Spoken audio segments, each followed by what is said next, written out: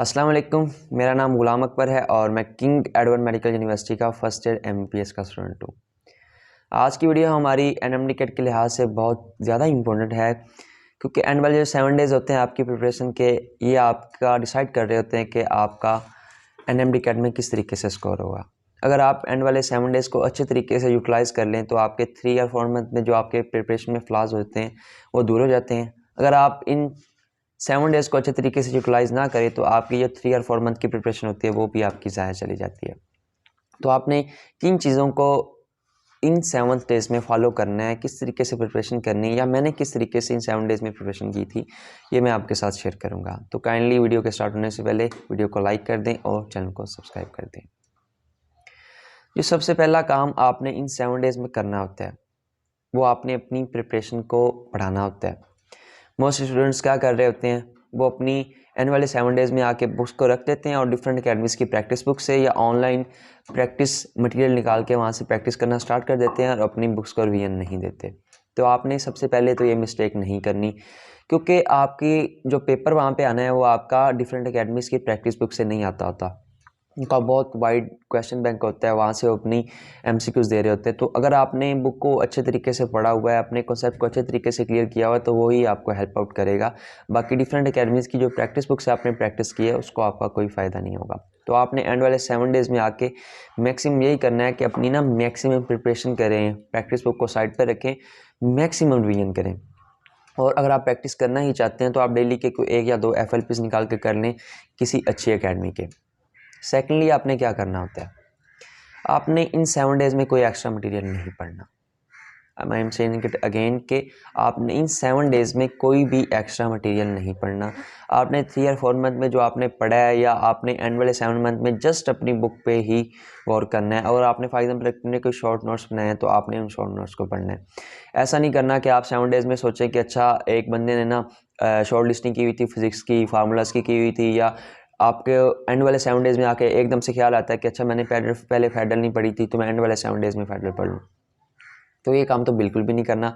आपने जो मेन काम करना है वो यही करना है कि अपनी जो बुक्स हैं ना उनको अच्छे तरीके से फोकस करें। अगर आपने पहले फेडरल नहीं भी पढ़ी हुई तो अब 7 डेज़ में आपको आई डोंट थिंक सो कि फेडरल पे दोबारा जाना चाहिए। अगर आपने पहले फेडरल पढ़ी थी, उसके कुछ पॉइंट्स नोट किए तो आप अगेन उन पॉइंट्स को रीड कर लें और अपनी बुक को अच्छे तरीके से रिवाइज़ करें। साथ में अगर आप मोस्टली क्वेश्चन मेरे से पूछ रहे थे कि सर हमें फेडरल करनी चाहिए या नहीं करनी चाहिए, तो अब पंजाब में यूएचएस टेस्ट लेगा, डिफरेंट प्रोविंसेस में उनके अपने प्रोविंस ही टेस्ट बनाएंगे। तो आपने क्या करना है कि जो फेडरल अगर आप पढ़ना भी चाहते हैं ना, तो आपने 4 चैप्टर जो ऐसे हैं वो आपने फेडरल से करने हैं। फर्स्ट ऑफ ऑल इम्यूनिटी वाला चैप्टर और रिप्रोडक्शन वाला चैप्टर। अगर आपने कुछ भी नहीं करना ना फेडरल से, तो ये 2 चैप्टर तो आपने वहाँ से मस्ट कर लेने हैं। एटलीस्ट टाइप्स ऑफ इम्यूनिटी तो आपने ज़रूर कर लेनी है। अगर आपके पास बिल्कुल भी टाइम नहीं है फेडरल पढ़ने का तो ये 2 चैप्टर आपने ज़रूर करने हैं। अगर आपके पास थोड़ा सा और टाइम है तो आप एवोल्यूशन को पढ़ लें, साथ वाइसिस वाला चैप्टर। ये 4 चैप्टर आपने फेडरल से करने हैं और आपने फेडरल से कुछ नहीं करना, बाकी अपने ही प्रोविंस की बुक्स को करें। उसके अलावा आपने क्या करना है, एंड वाले 7 डेज़ में आके आपने अपनी वीकनेस को स्ट्रॉन्ग करना होता है। अगर आपको टेस्ट सॉल्व कर रहे होते हैं, एफएलपीज़ आपने सॉल्व किए हैं, आपको पता चल रहा है कि मेरे एक टॉपिक से डिफरेंट एमसीक्यूज़ रॉन्ग हो रहे हैं, तो आपने ये नहीं करना कि आपने उस टॉपिक को छोड़ देना है कि अच्छा यार ये मुझे आता ही नहीं है। तो ऐसा बिल्कुल भी नहीं करना।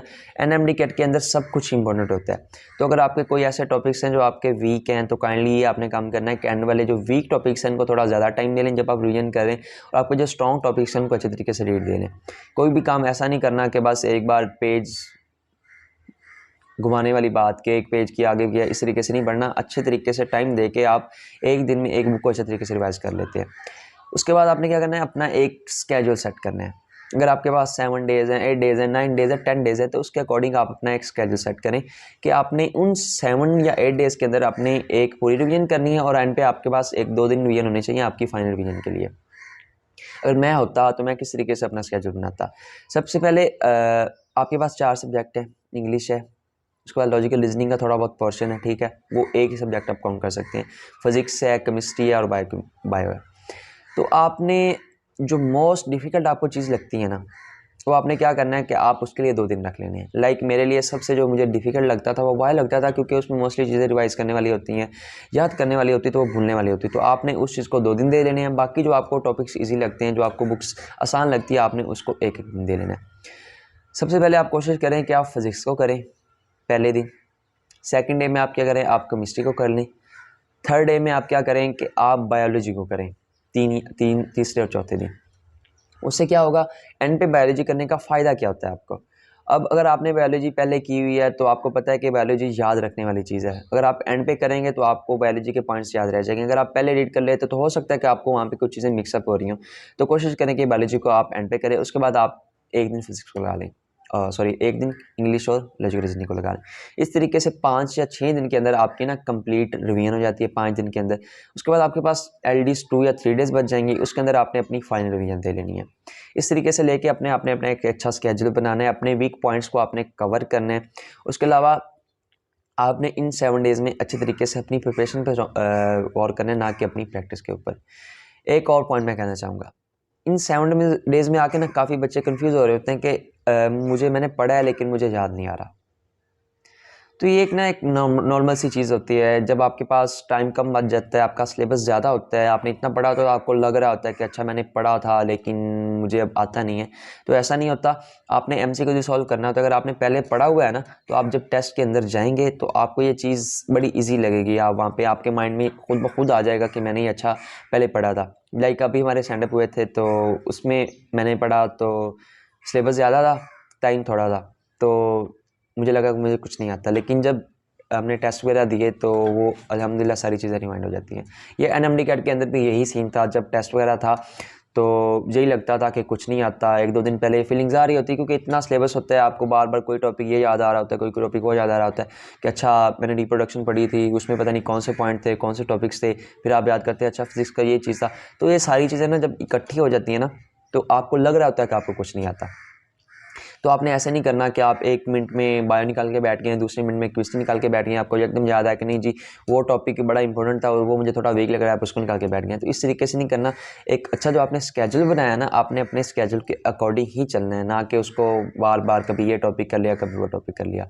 अपने स्केड्यूल के अकॉर्डिंग चलें, एमडी कैट में सारा इंपॉर्टेंट होता है, इंशाल्लाह हो जाएगा। और अपनी ना प्रिपरेशन में ना कॉन्फिडेंस रखें। मोस्ट इंपॉर्टेंट चीज़ आपका कॉन्फिडेंस है। अगर आपने अच्छे तरीके से प्रिपरेशन की हुई भी है, लेकिन अगर आपको अपनी प्रिपरेशन पे कॉन्फिडेंस नहीं है, एंड वाले डेज़ में आके हो रहा होता है कि जी मेरा तो हो ही नहीं सकता, मेरा ये नहीं हो सकता, मेरा वो नहीं हो सकता, तो ये चीज़ें आपने नहीं करनी। अपने आप पे एक कॉन्फिडेंस रखना है कि अच्छा मैंने अगर पढ़ा है ना तो मुझे आता है, बस बात खत्म। और जब आपने एनएमडी कार्ड देने जाना तो अपने ना एक माइंड बना के जाना कि यार मुझे सब आता है, सबके साथ यही सिलेबस है, सब ने यही सिलेबस पढ़ा है, सब ने यही बुक्स पढ़ी, तो कोई मेरे से बेटर कैसे हो सकता है। तो इस चीज़ में नहीं आना।